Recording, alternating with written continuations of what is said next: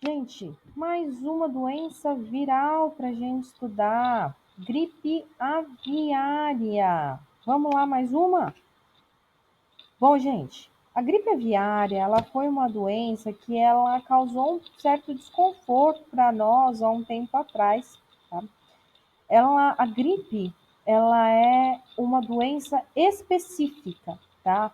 Então, quando a gente está gripado, a gente está com um vírus do gênero influenza. É um vírus específico. Eu vejo muita gente fazendo confusão. Eles falam, por exemplo, agora com coronavírus, é parecido com a gripe. É parecido com a gripe, mas não é gripe, tá? Um é coronavírus e o outro é influenza. São gêneros diferentes de vírus, tá? Quem causa gripe é um vírus específico, diferente, por exemplo, de resfriado, que não vai ser algo virar um resfriado, é uma pessoa, ela vai estar com um complexo respiratório de várias variáveis. Ela pode estar com um pouco de rinite, um pouco de sinusite, um pouco de bactérias, tá? Ela pode estar com uma mistura de coisas. A gripe, ela é um vírus específico, ok? E a gripe aviária, ela é o influenza do tipo H5N1, ok? H5N1. A gente teve, por exemplo, a gripe suína, que foi o H1N1. E essa aqui é a gripe aviária, H5N1, é outro tipo, tá? Então tem tipo A, B e C, a gente já viu vários, tem H1N1, H2N2, H3N2, e o que a gente vai estudar é o H5N1, ok? O H significa hemaglutinina e o N, neuranimidase, que são glicoproteínas. Lembra lá na aula de virologia, quando a gente desenhou o vírus, que ele tem uma capinha e ele tinha umas bolinhas do lado de fora dele, que eram as glicoproteínas. Essas glicoproteínas agora vão ganhar um nome, tá? E no caso do H5N1, o H significa hemaglutinina e o N, neuranimidase, ok? A transmissão é de forma direta e indireta, tá? Então, direta por gotículas, quando a pessoa, o animal infectado tosse, espirra, ou a pessoa, ou no caso a pessoa fala, né? E aí o outro vai inalar partículas. E também por meio de fomes, como por exemplo, quando os frangos vão se alimentar num bebedouro. Houveram alguns casos de influenza aviário na Ásia que causaram muito desconforto para a gente. Isso porque existe um medo de que chegue no Brasil, já vamos falar disso. Teve um outro tipo também de gripe aviária, que foi o H9N2, a gente não vai falar muito disso, mas aconteceu em Hong Kong e foi só um surto que teve e morreram algumas pessoas também. É uma zoonose porque pode atingir humanos, tá? Vai atingir o sistema respiratório, assim como os demais vírus do gênero influenza também atingem o sistema respiratório. Só que ele tem uma alta morbidade, com altas taxas de hospitalização e mortalidade, então por isso que tem esse medo, tá? Em humanos causa febre, sintomas respiratórios, febre, dor no corpo, dor de cabeça, assim como todas as doenças infecciosas, tá? E ainda sintomas respiratórios, como espirro, secreção nasal, dor de garganta. E olha só que interessante, aqui a gente vai ter a exposição a aves infectadas, né? Todas as aves são susceptíveis, porém algumas são mais resistentes do que outras. Quem são as aves mais resistentes? São aquelas que servirão como reservatórios. Por quê? Elas transmitem com mais facilidade e morrem com menos facilidade. Ou seja, elas ficam transmitindo enquanto elas não ficam doentes tão rápido. E aí, as grandes vilãs da nossa história serão as aves migratórias, que tendem a ser mais resistentes. Os nossos frangos de corte são extremamente sensíveis. Tá? Existe um medo muito grande de chegar nos nossos frangos de corte, porque eles vai dizimar eles. Tá? Eles vão morrer facilmente. E outra, se acontecer um único caso no Brasil, todo o plantel tem que ser eutanasiado. e isso acarretaria em grandes perdas econômicas nacionais.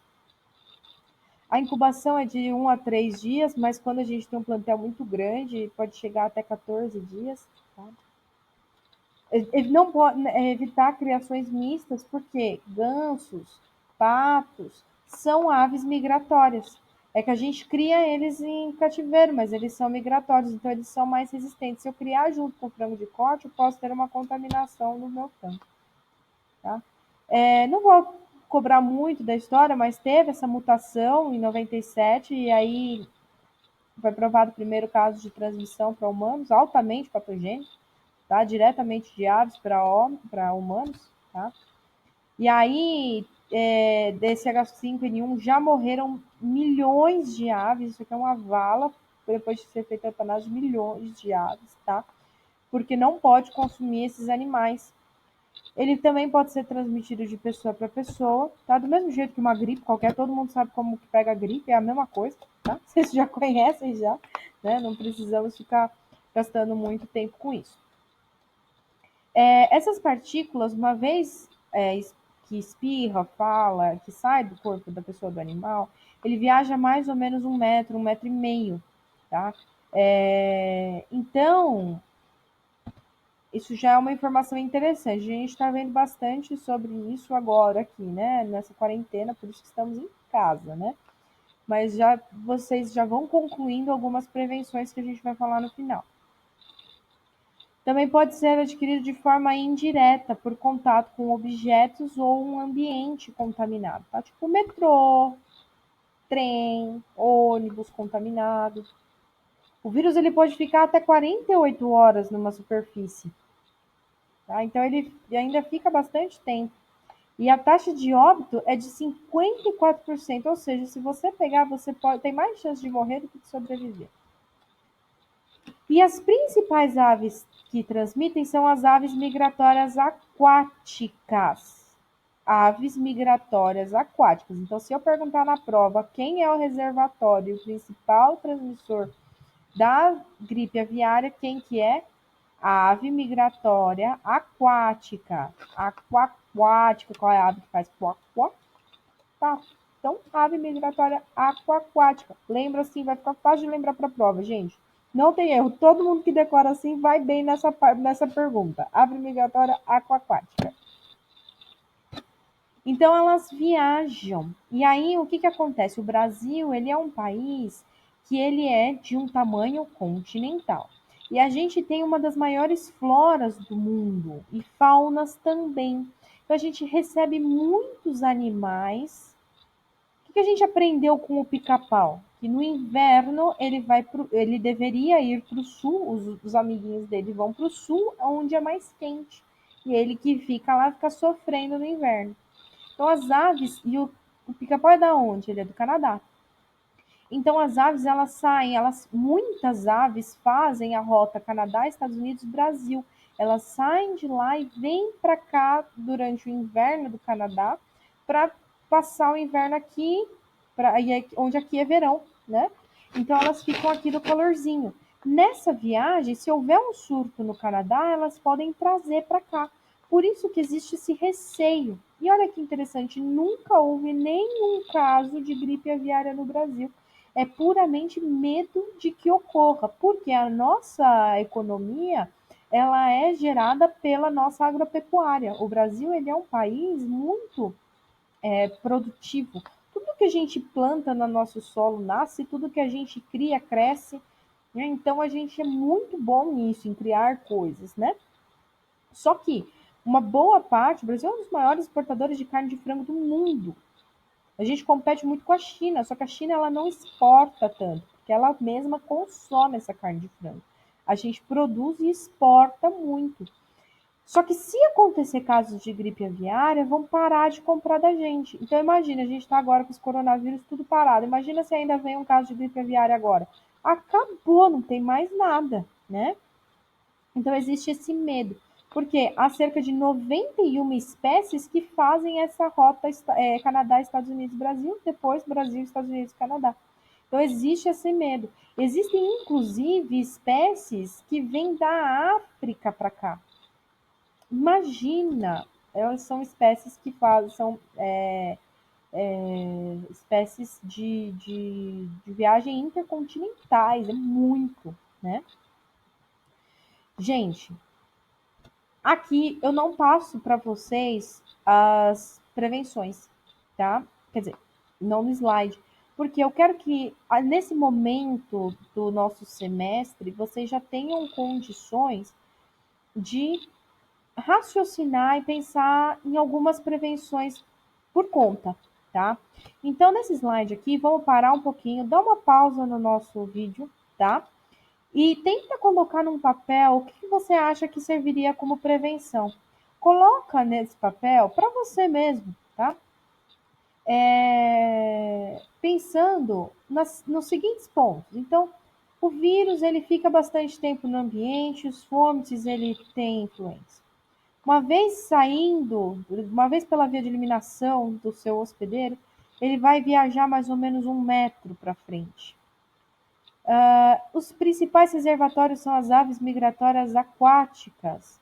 E eu tenho que tomar cuidado principalmente com os meus frangos de corte e de criação, né? Galinha poedeira também, que é a galinha de botar ovo, para que meus animais não adquiram.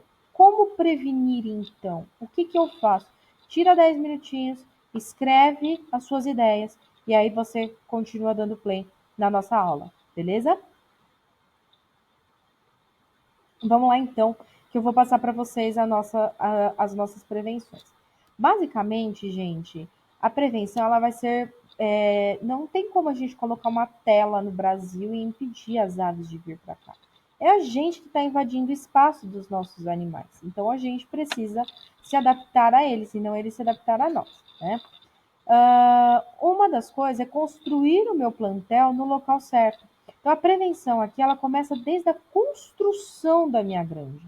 Eu não vou construir perto de lagos, porque são aves migratórias aquáticas, elas vão procurar água. Eu preciso manter a minha granja longe de lagos, lagoas, rios e etc. Não vou colocar árvores frutíferas na minha fazenda, porque as aves migratórias vão vir com fome e elas vão procurar comida. Muitas comem frutas. Então eu preciso colocar, se eu for escolher pôr árvore na minha fazenda, elas não serão frutíferas. Outras aves vão comer insetos, então eu também preciso fazer um bom controle de pragas na minha fazenda. Eu não posso ter um monte de inseto, barata, moscas e etc. Tá? Uma boa higiene também. Tá? Então, desinsetização, desratização, higiene, evitar árvores, evitar coleções de água, né? Então lagos, rios, etc. A minha granja, ela vai ter 2 telas, uma tela de proteção e uma tela anti-pássaro, com uma distância de pelo menos 1 metro entre elas, porque assim, mesmo que uma ave chegue perto, ela ainda vai ter outra tela que vai estar segurando os meus animais lá dentro, numa distância onde sempre eu terei 1 metro de distância entre um e outro. Eu não vou colocar tantos animais assim, existe legislação para quantos animais eu coloco em cada plantel, tá? Cada lote aí. Os meus fomites devem ser bem higienizados. Eu não vou permitir a entrada de muitas pessoas na minha fazenda. A gente vai escolher as pessoas certas para entrar na nossa fazenda. Não é qualquer um que pode entrar. Se essa pessoa ela veio de fora, ela não poderá entrar. Ela vai entrar. Quando entrar alguém no meu plantel, ele vai entrar paramentado. Ele vai passar por um pedilúvio. Até os carros que entram na minha fazenda, eles passam por um arco de desinfecção, que é tipo um chafariz de desinfetante que joga em cima do carro. A gente viu isso, algumas dessas cenas agora com esse surto do coronavírus, né? Eu vou tentar passar alguns vídeos para vocês, se não agora, quando a gente voltar, tá bom? Eu vou tentar jogar um link para que vocês vejam algumas cenas de prevenção. Mas é muito importante, gente, quando a gente pensa numa doença que nunca aconteceu, não é a gente pensar em vacina, porque a gente, nesse momento, claro que também tem que ser pensado, tentar criar vacinas, etc. Mas nesse momento, a ideia é que nem chega a precisar vacinar. Porque nunca vai chegar aqui. Eu vou proteger tão bem a minha granja que não vai precisar da vacina. O que eu gosto de deixar muito bem claro nessa aula, a gente já está avançado no nosso semestre. E a gente não pode depender só de vacina. Isso é uma coisa que eu sempre bati nessa tecla. Que vacina é bom, é ótimo, mas depender dela, a gente não vai para frente. A gente precisa pensar em outras formas de prevenção. E agora isso ficou muito claro, né? A gente, por exemplo, está tendo um surto de coronavírus, a gente não tem vacina e estamos esperando o quê? O que a gente está fazendo em casa? Porque todas as outras formas de prevenção estão falhando. Falharam, chegou no Brasil, o surto está instalado. Então, o que a gente faz com a gripe aviária é exatamente evitar que aconteça o que está acontecendo com o coronavírus.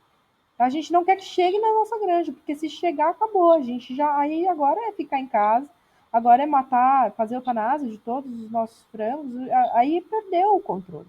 Então a gente precisa aprender a pensar fora da casinha, né? Pensar além do que a gente. Do básico, de vacina e remédio. A gente precisa pensar numa prevenção desde a construção de uma fazenda, desde a criação, desde como que eu vou cuidar desse ovo, como que eu vou cuidar desse pintinho, como que eu vou alimentar, como que eu vou colocar, o que eu vou plantar em volta. Olha como é grande a questão da prevenção, né? Então, daqui para frente, gente, eu quero que vocês treinem esse tipo de raciocínio, tá bom? Para que vocês possam pensar por conta. Eu sempre faço esse exercício em sala de aula de vocês pararem 10 minutinhos e escrever as prevenções que vocês encontram. Já é uma etapa que não dá mais para a gente pensar só no que a professora fala, porque olha o que está acontecendo agora, né? A gente está tendo que ter várias ideias. Eu sempre falo isso em sala de aula, não é à toa que tantos alunos vêm, me marcam, me mandam mensagem agora, porque eu sempre bati nessa tecla. E agora está acontecendo tudo isso, tá bom? Então fiquem espertos, vamos aprender, porque vocês são os veterinários do futuro e vocês vão ser os próximos responsáveis a criar prevenções para as doenças. E talvez seja de gripe aviária, talvez de uma doença que ainda esteja por surgir. Ok, gente? Beleza? Então, fiquem com Deus. Essa foi a nossa aula. Espero que tenham gostado, tá bom?